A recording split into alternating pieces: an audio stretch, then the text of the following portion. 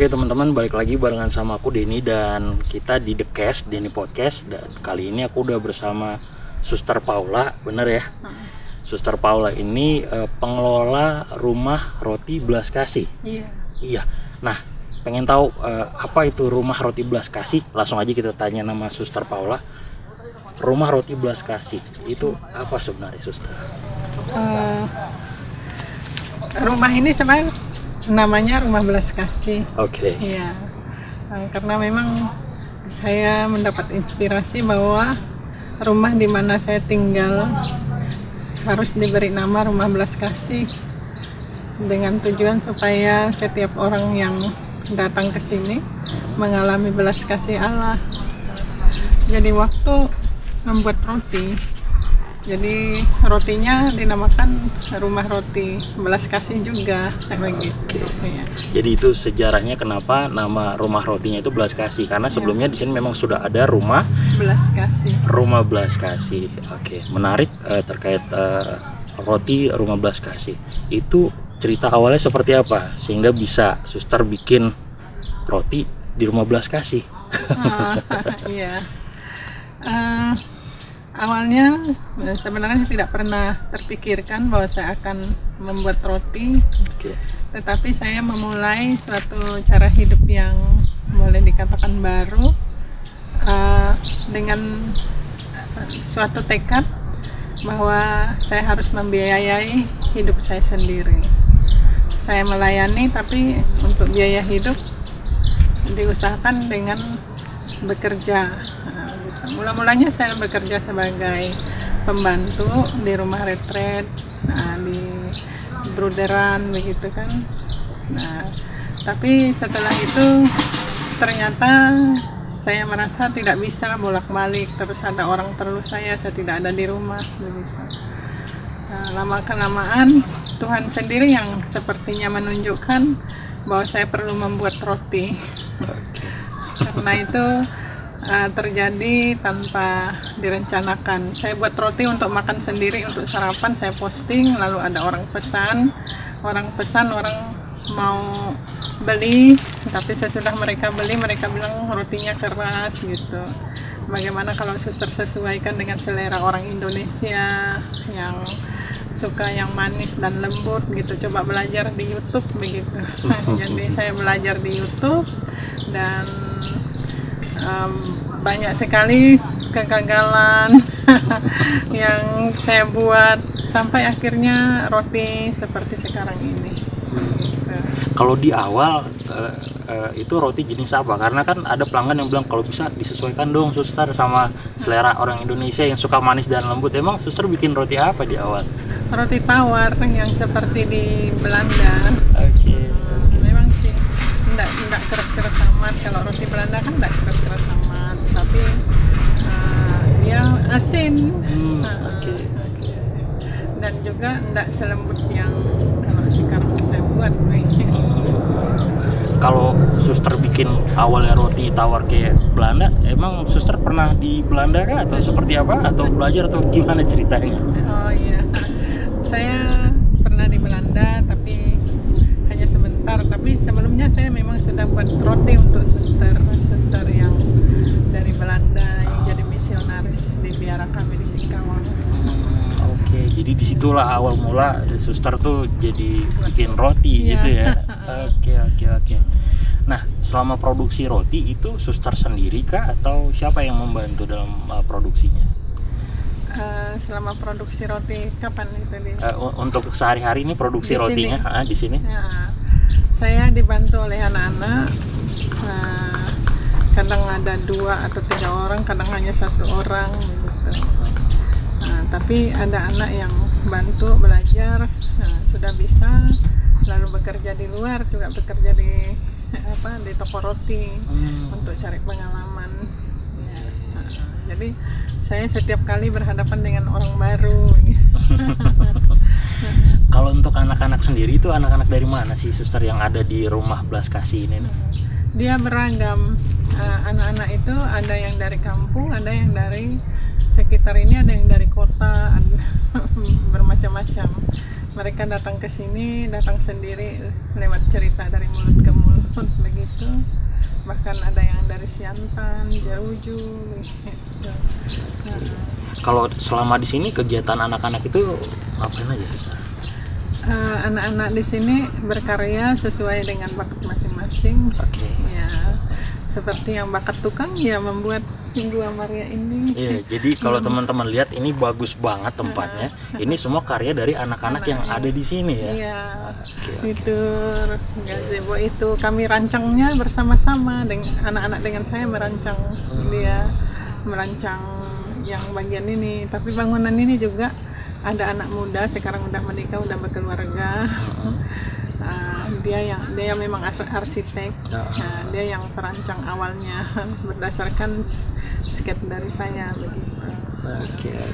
Wah, menarik. Jadi memang anak-anak muda yang di sini itu memang dibebaskan untuk berkarya.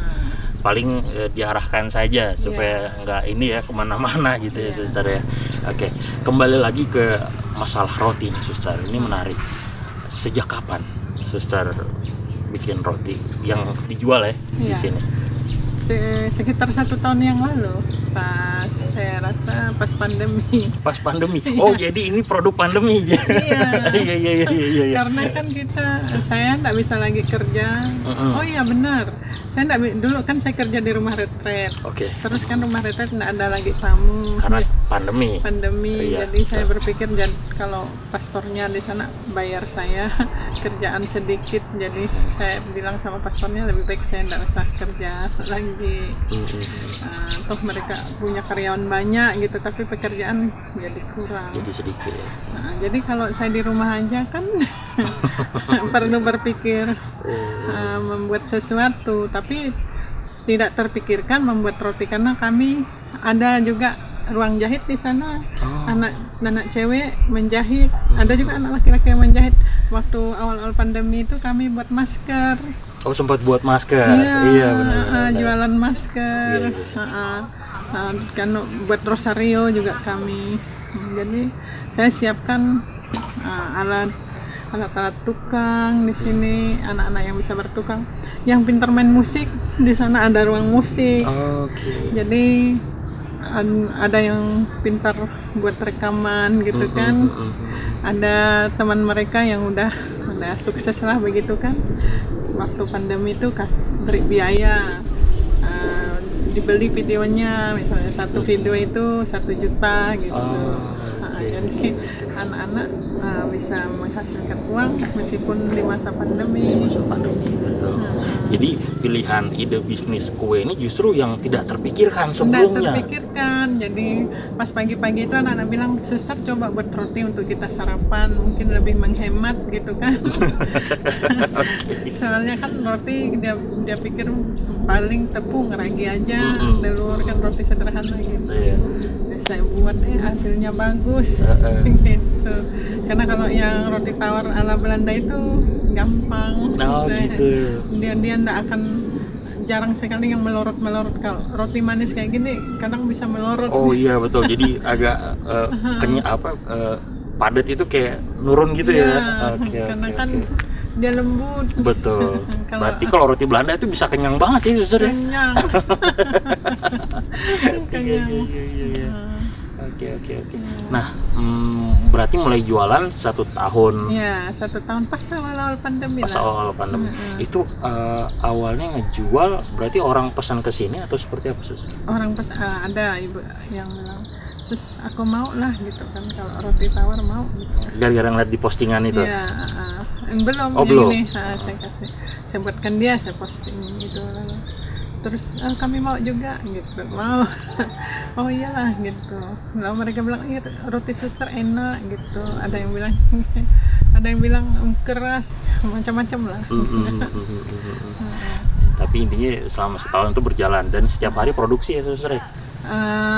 Setiap hari produksi, tapi sempat terhenti gara-gara saya kena COVID. Oh, sempat kena. Iya. Sama berarti. Iya iya iya. Oh jadi sempat kena COVID terus Iya. gimana tuh? Saya di rumah sakit 20 hari. 20 hari. Sudah 20 hari kan namanya waktu itu kan kalau kena COVID orang Orang pada takut. takut. Kita terus Betul. lama saya enggak buat roti, enggak berani mau nawarkan. Jadi tapi banyak orang baik sih sehingga kami masih bisa hidup dengan mereka menyumbang, tapi juga kami berusaha berikan buat apa gitu, dan pelihara ikan. Kalau enggak ada uang kami mancing di kolam sendiri. Bener. Jadi waktu datang sini tuh ngeliat kayak tempat pemancingan, banyak banget kolam ikannya. Di sana banyak banget. Jadi memang kalau lagi kira-kira apa nih, udah mancing ikan aja makan ya suster ya, kenyang aman. Oke. Nah kalau untuk penjualannya suster itu kan berarti mendapatkan keuntungan. Keuntungan pakai buat apa suster? Untuk hari-hari operasional di sini itu seperti apa? Iya, untuk pertama untuk kami makan, ya kan. Lalu untuk operasional di sini. Karena penjualannya masih skalanya masih kecil, baru terakhir ini yang mulai meningkat gitu kan. Jadi cukup lah untuk kami makan, untuk bayar listrik. Betul. Bisa kalau boleh tahu nih suster, sebulan kira-kira berapa sih suster dapatnya? Sebulan ya ada sekitar 5-6 juta lah gitu ya. Dan itu ya sepadan dengan pemeliharaan tempat ini untuk hari-hari. Kan nggak hanya suster sendiri di sini ya, masih ada beberapa anak-anak kan di sini kan ya. Oke. Terus roti yang dijualnya kan banyak jenisnya. Iya. Apa aja bisa dikasih tahu ke teman-teman? Di sini ada roti balok.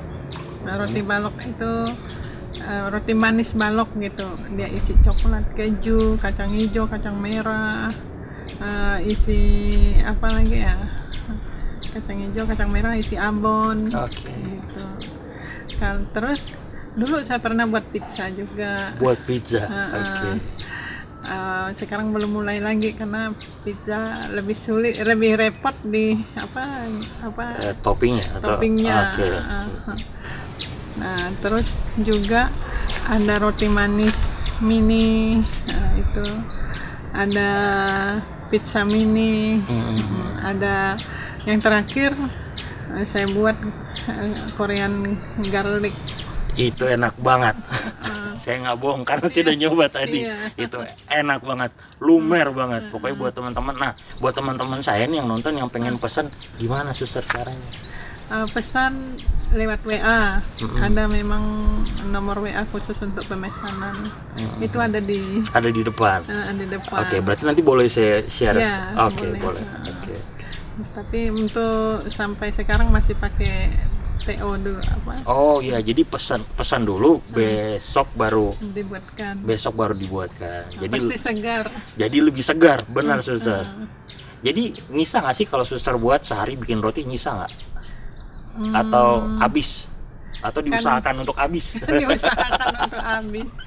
Kadang ada sisa sayang kami makan. Kalau memang saya usahakan habis dengan jualan keliling. Kalau memang jualan keliling tidak habis, ya untuk makan sendiri. Berarti sampai keliling juga? Keliling. Kalau memang ini ya? Ya, anak-anak juga. Kalau saya sih langsung ke rumah umat yang saya kenal lah, langsung tawarkan roti. Kalau anak-anak beda, pakai teriak.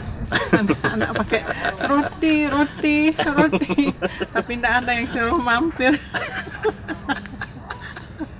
Saya pernah ikut di belakang dibonceng. Anak tuh bonceng saya terus dia teriak-teriak roti. Nah, orang malah nonton saya. Dikirain ini ngapain nih suster di depannya teriak-teriak roti gitu kan. Tapi di belakangnya kok suster. Tapi kok di belakangnya suster. Bingung. Orang mau manggil segan kan, jadi Iya. ini jual roti atau apa nih, kenapa ada suster yang gitu.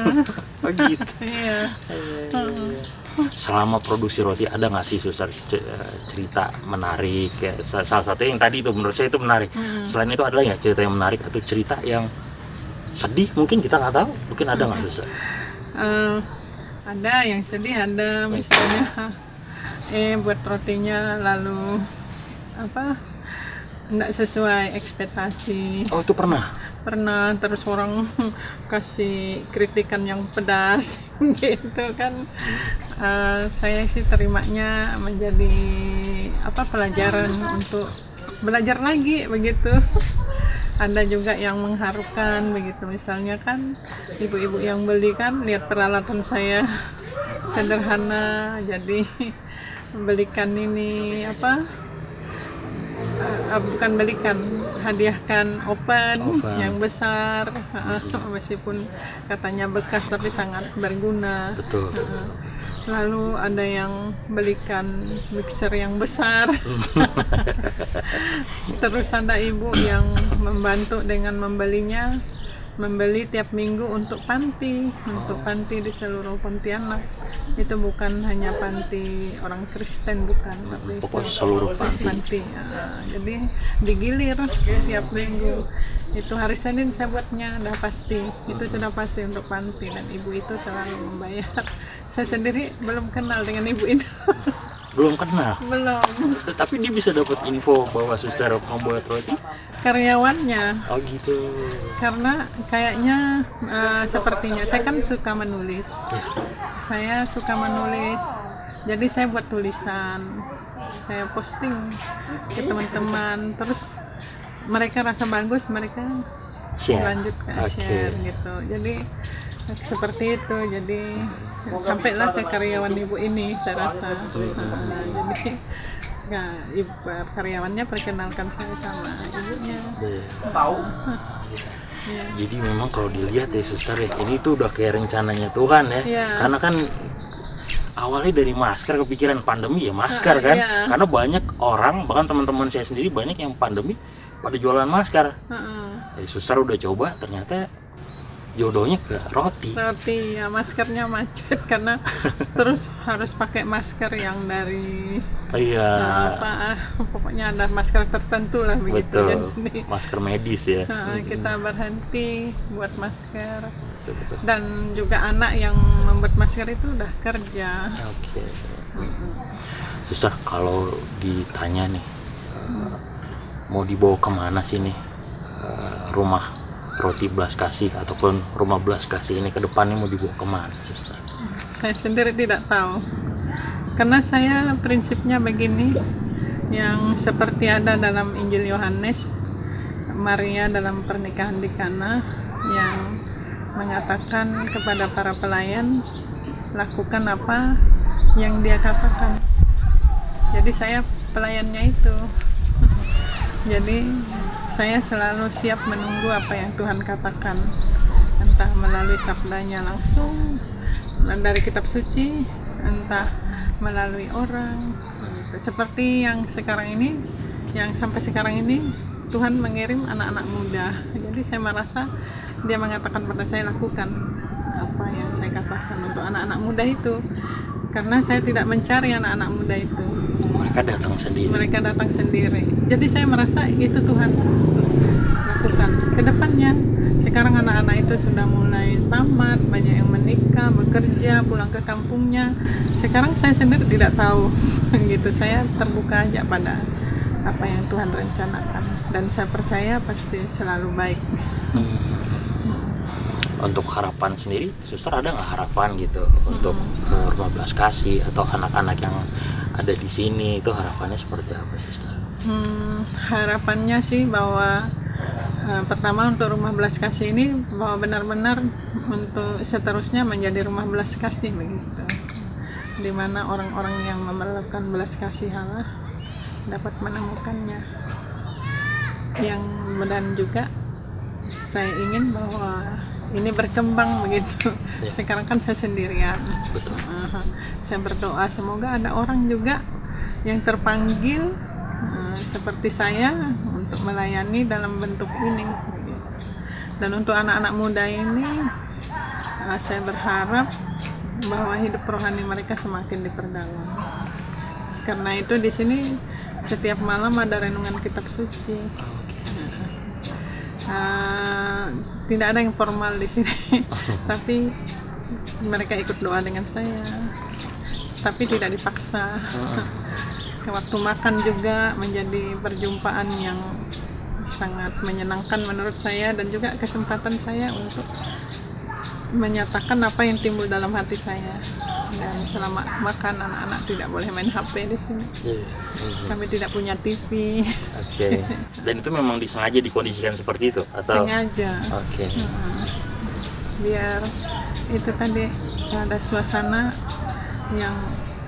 yang dapat merangkul begitu. Kalau ada TV pasti perhatian terpecah. Betul. Meskipun anak-anak sekarang tidak suka nonton TV. Lebih suka main handphone. Sama. Itu persoalan. Ya. Hanya makanya harus ditegaskan waktu makan. Makan. Gitu.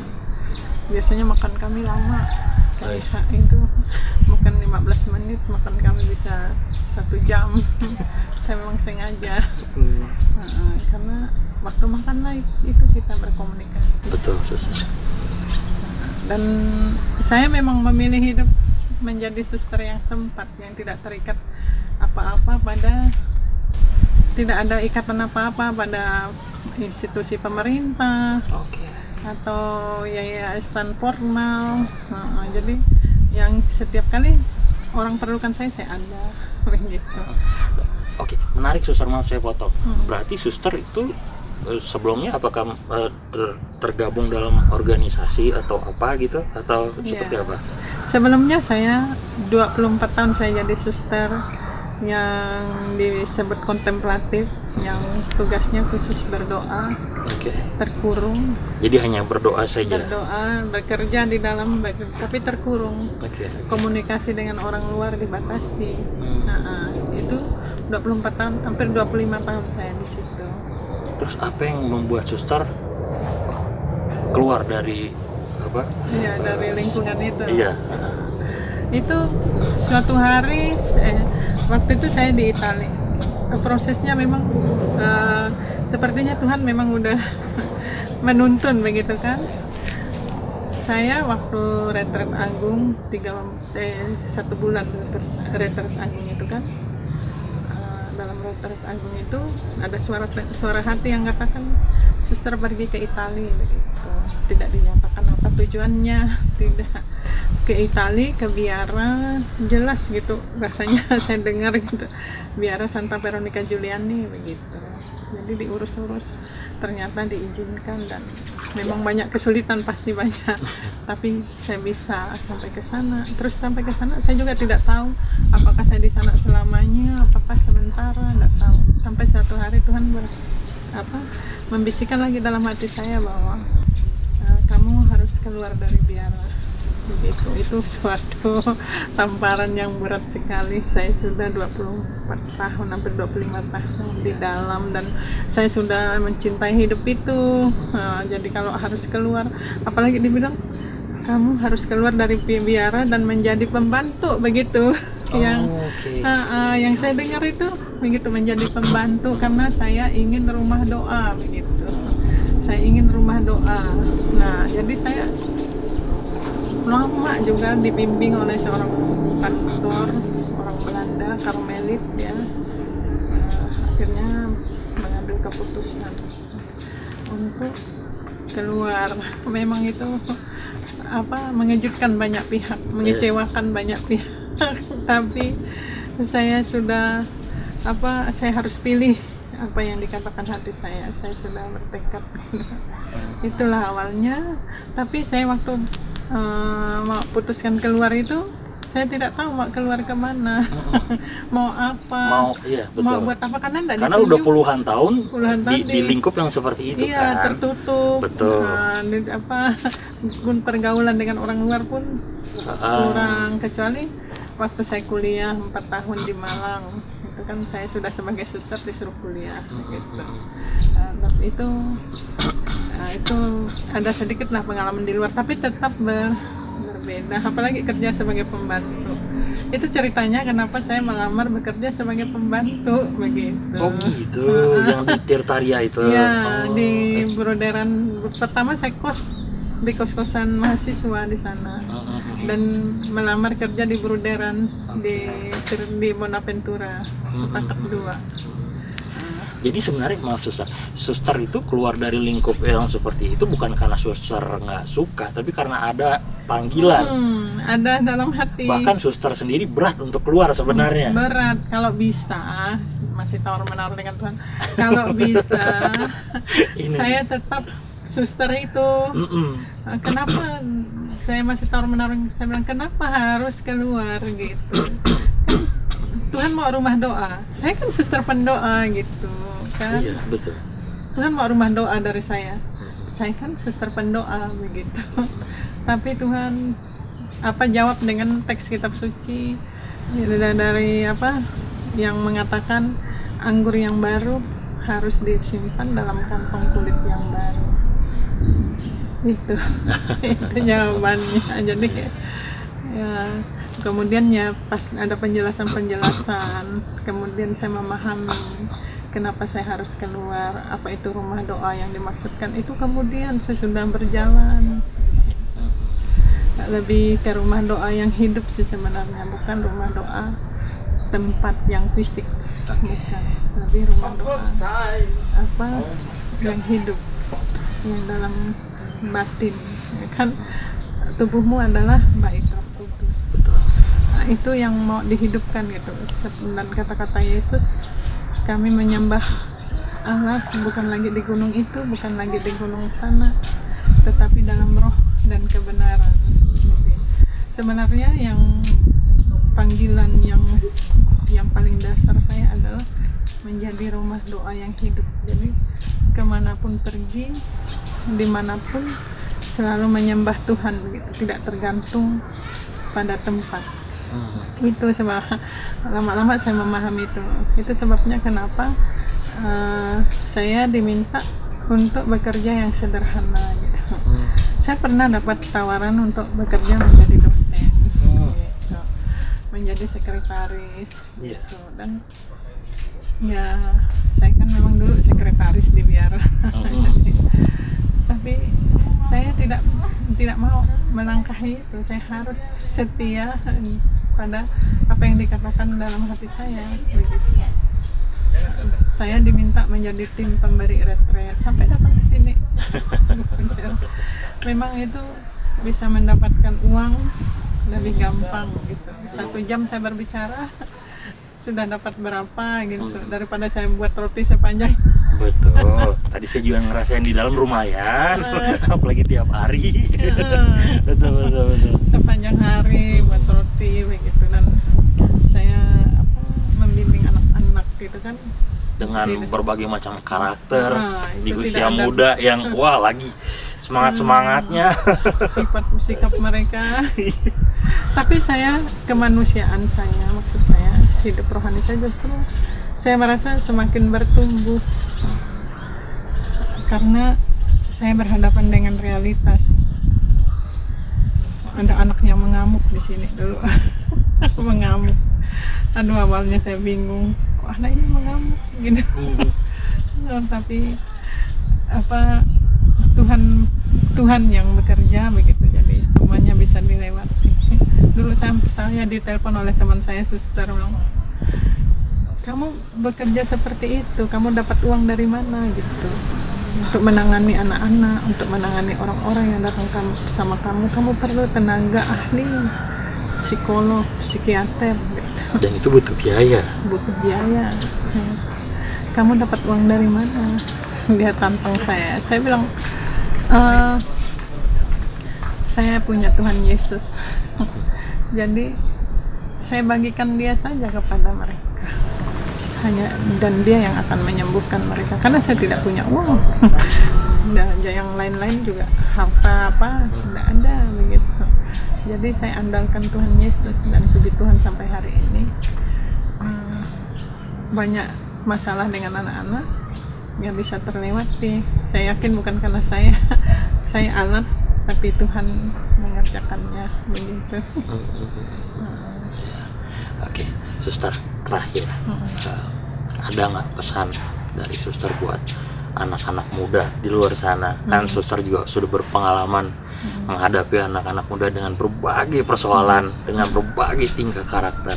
Ada ngasih pesan buat mereka, suster? Buat saya juga, walaupun muka saya udah udah tua, tapi ya masih bisa dibilang muda lah. Ya, bagi anak-anak muda, satu yang ingin saya katakan bahwa kalian harus selalu ingat bahwa Tuhan mencintai kalian. Karena kalau dengan mengingat itu, apapun masalah hidup kalian, apapun pergulatan hidup kalian, kalian akan beroleh kekuatan. Karena saya juga sudah mengalaminya. Dan pesan itu adalah pesan dari pastor pembimbing rohani saya. Dia sudah tua sekarang. Umurnya sudah 90 tahun lebih, hampir 100 kayaknya. Dia berpesan pada saya itu, dan saya menemukan kekuatan, kesembuhan. Apapun kesulitan, masalah, gejolak jiwa muda saya, kalau saya ingat bahwa Tuhan mencintai saya selalu diberi kekuatan untuk kembali, untuk memulai lagi, dan membuat saya yakin bahwa Tuhan menerima saya. Apapun kondisinya ya. Apapun kondisinya. Unconditional love. Cinta tanpa syarat itu yang paling saya suka, yang paling menyentuh hati saya. Apapun kondisinya, Tuhan terima, Tuhan sabar. Dan saya yakin suatu hari, sejahat apapun orang itu, kalau dia sadar akan kasih Tuhan, dia akan menerima. Oke, jadi itu pesan dari suster, dan semoga apa yang suster kerjakan bersama anak-anak di sini selalu diberkatin Tuhan, usahanya lancar, dan suster juga sehat selalu. Segera menemukan rekan suster lainnya, ya kan? Biar bisa sama-sama gitu. Makasih banyak waktunya, suster. Terima kasih. Saya gangguin suster dari jam berapa tadi, saya pantengin terus suster bikin roti. Ya, akhirnya selesai juga, kita udah selesai ngobrol-ngobrol, udah ya saya merasa juga dikuatkan dengan ngobrol sama suster, banyak masukan, banyak hal-hal positif yang bisa saya ambil, dan saya yakin teman-teman juga begitu. Sekali lagi terima kasih banyak suster. Sama-sama. Sehat selalu, Tuhan Yesus memberkati. Amin. Amin. Tuhan memberkati juga. Amin. Ini dulu saya tinggal di sini, hanya ini sebelum ada gedung di belakang. Ini ruang kerja saya. Saya juga melukis. Wow, ini baru tahu saya. Ini belum jadi. Hobi melukis sejak kapan, suster? Dari saya masuk biar saya baru tahu saya bisa melukis maksudnya. Saya baru tahu. Saya ini belajar di Italia, di San Giovanni Rotondo. Ini pakai pensil. Ini tes, saya dites ini tes saya. Dan ternyata bisa. Bisa. Kalau enggak bisa lanjut. Ini cover.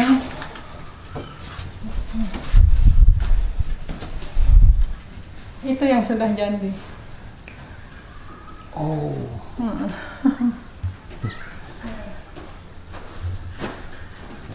Dia bukan lukisan realis. Jadi setiap goresan itu, setiap warna itu punya makna.